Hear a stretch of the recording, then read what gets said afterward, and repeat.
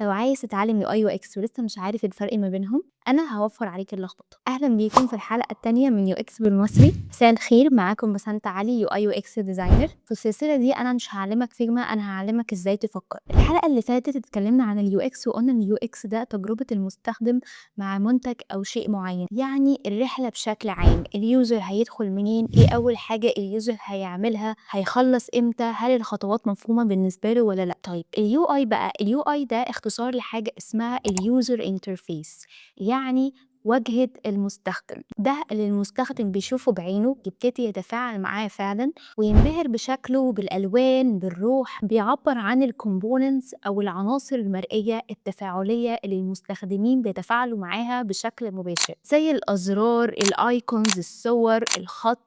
كل دي حاجات اليوزر بيقدر يشوفها، يتفاعل معاها، يكليك عليها، يكون في interaction ما بينه وما بينها. فاليو اي بيخليك تقول واو الابلكيشن ده شكله تحفه، يعني التصميم النهائي بالنسبه له جذاب جدا. انما اليو اكس يخليك تقول ايه بقى، الابلكيشن ده سهل قوي، مريح قوي بالنسبه لي، حاسس ان انت قادر تتحرك فيه بسهوله وبتوصل للحاجه اللي انت جاي عشانها اصلا بمنتهى السهوله. فده معناه ان الشكل لوحده مش كفايه. لو اليوزر انبهر بالشكل والالوان بس معرفش يوصل للجول اللي هو جاي عشانه، انت كده خسرت مستخدم. زي مثلا لما تروح مطعم شيك، شفت اعلانات عنه كتير جدا، وكتر الاعلانات دي حسيت ان المكان شكله حلو وان انت عايز فعلا تروح وتجرب وتوصل وفعلا تلاقي المكان شكله حلو ومبهر بالنسبه لك. الالوان، الديكوريشن، الفايبس، الميوزك، كل ده بالنسبه لك مبهر وشكله حلو وعايز تاخد صورتين بقى عشان تنزلهم على الانستجرام.